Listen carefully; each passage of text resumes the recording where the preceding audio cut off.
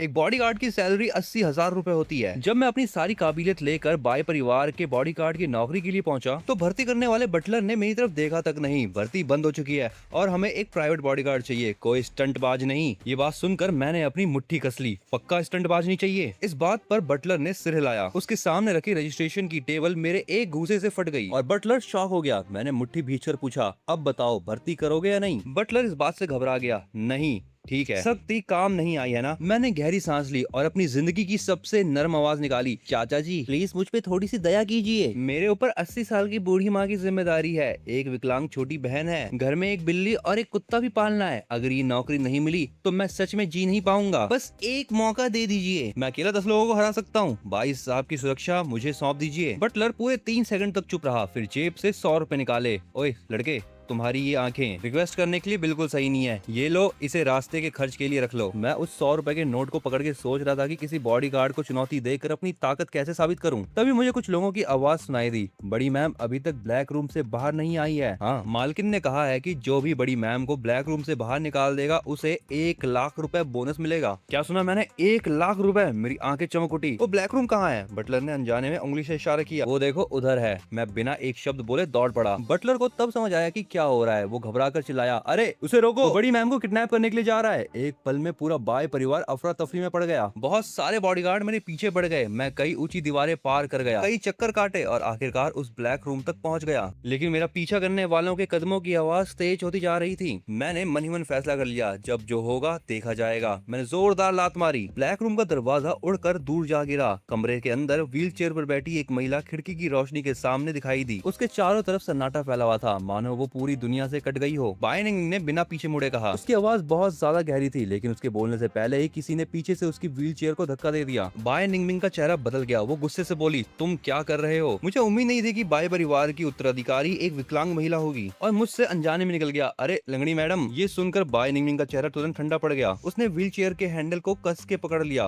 लंगड़ी? एक्सीडेंट के बाद कोई उसके सामने ये शब्द बोलने की हिम्मत नहीं करता था, यहाँ तक कि टांग शब्द भी नहीं, और मैंने सीधे लंगड़ी कह दिया। लेकिन मुझे इससे क्या, मेरे लिए तो वो चलती फिरती 1 लाख रुपए थी। जरा रास्ता दो, सब हटो। माफ कीजिए, इनाम का पैसा कहाँ मिलेगा? बाहर बटलर, बॉडीगार्ड और मालकिन खड़े थे। ये सब देखकर उनका दिल लगभग रुक गया। उन्होंने जल्दी से कहा, आराम से बात करो, मेरी बेटी को चोट मत पहुंचाना। मैंने सीधे बाय निंगमिंग को उनकी माँ के सामने पहुंचा दिया। लो, आपकी बेटी बाहर आ गई, 1 लाख रुपए, पैसे ट्रांसफर कीजिए। चारों तरफ सन्नाटा छा गया। बाय निंगमिंग गुस्से चिल्लाई, दफा हो जाओ। तभी उसकी माँ को पूरी बात समझ आई। उन्होंने मुझे गौर से देखा। व्हील चेयर पे बैठी बाय निंगमिंग दांत पीसते हुए बोली, इसे यहाँ से निकालो, मुझे वापस अंदर ले चलो और दरवाजा बंद कर दो। मैंने जिज्ञासा से उसकी तरफ देखा और बिना सोचे बोल पड़ा, अंदर तुम्हारे पिताजी रहते हैं क्या, जो तुम बार बार वहीं घुसना चाहती हो? फिर मैंने जमीन पर पड़े टूटे दरवाजे की तरफ इशारा किया। वैसे माफ करना, तुम लोगों के घर का दरवाजा बहुत घटिया निकला। मैंने तो बस हल्का सा धक्का दिया था और ये खुद गिर गया। अब बंद भी नहीं होगा, मर जाओ तुम। बाय निंगमिंग ने अचानक सिर उठाया। उसकी नजरें चाकू जैसी तेज थी। मैं भी एक्साइटमेंट से उसे देखने लगा। अभी तक तो मैं सिर्फ इनाम के पैसों के बारे में सोच रहा था। मैंने उसका चेहरा ठीक से देखा ही नहीं था, लेकिन अब जब देखा मैं दंग रह गया।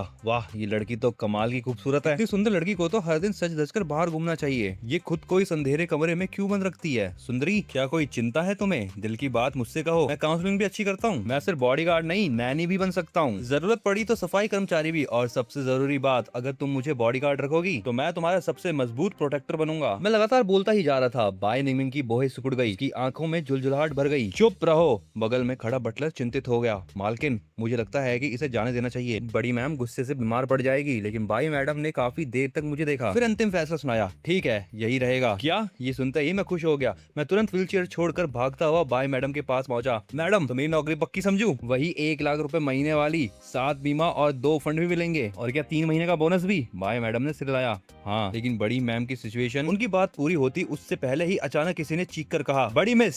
बाई मैडम की बात पूरी होने से पहले ही सब घबरा गए। मैंने हैरानी से पीछे मुड़कर देखा। पता चला कि बाय निंगमिंग की व्हीलचेयर जब मैंने छोड़ी थी तब अनजाने में उसे एक ठोकर लग गई थी। अब वो तेजी से दीवार की ओर बढ़ती जा रही थी। अरे बाप रे, मेरी आंखें फैल गई। मैं दौड़ा और छलांग लगाई। दीवार से टकराने से ठीक पहले मैंने उसे खींच लिया, फिर व्हीलचेयर के साथ उसे उठाकर सीधे उसकी माँ के सामने रख दिया। बटलर और बॉडीगार्ड शॉक्ड रह गए। बाय निंगमिंग का सीना तेजी से उठ गिर रहा था। वो साफ तौर पर बहुत गुस्से में थी। इसको बाहर। इससे पहले कि वो बात पूरी करती, मैंने अपने बैग से आधा खाया हुआ बन निकाला और सीधे उसके मुंह में ठूस दिया। मैं शरारती मुस्कान के साथ बोला, बड़ी मिस, ये मेरे हाथ का बना हुआ हुआ मीट बन है, ये बहुत टेस्टी है, इसे वेलकम गिफ्ट समझिए। बाय निमिंग का चेहरा हरा पड़ गया। उसने बन बाहर फेंका और देखा कि उस पर पहले से काटा हुआ निशान था। वो गुस्से में चिल्लाई, ये किसी का खाया हुआ है। मैंने मासूमियत से पलके झपकाई। हाँ मैंने, बस यही आखिरी बचा था, मैंने खुद नहीं खाया पूरा, और तुमने इसे फेंक दिया, कितनी बर्बादी है। अब बाय निमिंग सच में टूटने लगी। उसने अपनी जिंदगी में ऐसा अजीब आदमी नहीं देखा था। उसे लगा जैसे कि मैं एक मेंटल हॉस्पिटल से भाग कर आया हूँ। उसने अपनी माँ की ओर देखा। माँ, ये शब्द सुनते ही बाई मैडम की आंखें भर आई।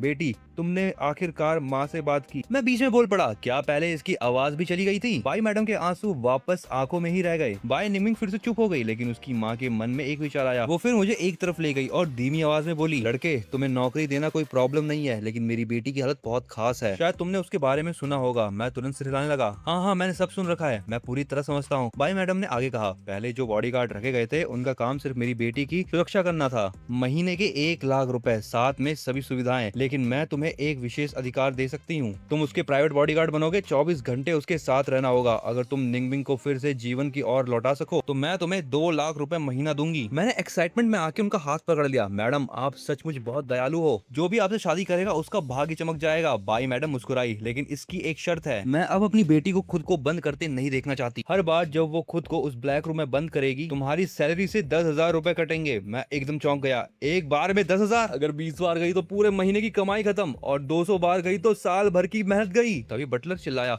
बुरा हो गया, बड़ी मिस फिर से ब्लैक रूम की ओर जा रही है। मैंने तुरंत पीछे मुड़ के देखा। वो सचमुच व्हील चेयर लेकर दरवाजे तक पहुंच चुकी थी। मेरी आंखों के सामने सिर्फ अभी 10,000 रुपए घूम रहे थे, वो भी कटते हुए। मैं बिजली की रफ्तार से दौड़ा और अंदर जाने से 1 सेकंड पहले ही उसे व्हील चेयर के साथ उठा लिया और उसे पीछे ले आया। मैंने ऊंची आवाज में पूछा, मैडम, मिस बाई का कमरा कहाँ है? उधर। ठीक है, अब बड़ी मिस मुझे सौंप दीजिए, बस देखते जाइए। घर का माहौल समझने के बहाने मैं उसे पूरे बाई मैंशन में घुमाने लगा। तुम क्या कर रहे हो? मुझे छोड़ो। तुम मुझे आखिर कब तक घुमाते रहोगे, पागल आदमी? बहुत देर से पानी न पीने के कारण उसकी आवाज भी बैठने लगी थी। मैं रुक गया और चारों तरफ देखा। जब कोई नजर नहीं आया तो मैंने उसका गाल उंगली से छू लिया। अपने कमरे में वापस जाओगे या नहीं? उसका चेहरा फिर से इमोशनलेस हो गया। नहीं, मैंने सिर हिलाया। अच्छा ऐसा है तो फिर ठीक है, हम घूमना जारी रखेंगे, मजबूती से बैठिए। और इसी के साथ एक नया चक्कर शुरू हो गया। कई चक्कर लगाने के बाद बाय निमिंग का गुस्सा धीरे धीरे खत्म होने लगा। अब वो शांत थी। उसने आंखें बंद कर ली। बस, अब मैं वापस जाऊंगी। मेरे लिए ये पहली जीत थी। जैसा आप कहे। मैं उसे उसके कमरे में ले गया। कमरा देखकर मैं दंग रह गया। उसका कमरा तो मेरे पूरे घर के बराबर था, और वो भी 10 गुना ज्यादा शानदार। मैं बड़बड़ाया, वाह, इतनी शानदार जगह छोड़कर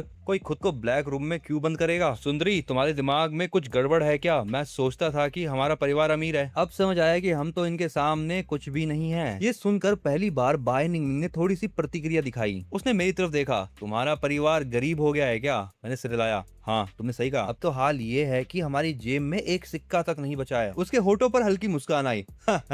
अच्छा हुआ। उसकी इस हरकत को देख के मेरा तो पारा चढ़ गया। मैंने गुस्से में उसकी व्हील चेयर को लात मार दी। व्हील चेयर पलट गई और वो भी साथ में गिर पड़ी। उस पल हम दोनों घबरा गए। मुझे याद आया, अरे ये तो मेरी बॉस है। अब मैं कोई अमीर घर का लड़का नहीं था, बस एक गरीब नौकरी करने वाला आदमी था। मेरी हालत खराब हो गई। तभी बटलर अंदर आया। मैडम बाय निंगबिंग, मैडम बाय जी ने कहा है। मैंने उसकी बात पूरी होने से पहले ही दौड़ लगाई और बाय निंगबिंग को गोद में उठा लिया। मिस बाई, आप ठीक तो हैं? इतनी लापरवाही से कैसे गिर गई? सब इस बेकार व्हील चेयर की गलती है। बाय निंगबिंग हंसी। इसे मेरे सामने से वो कुछ कहती उससे पहले ही मैंने उसका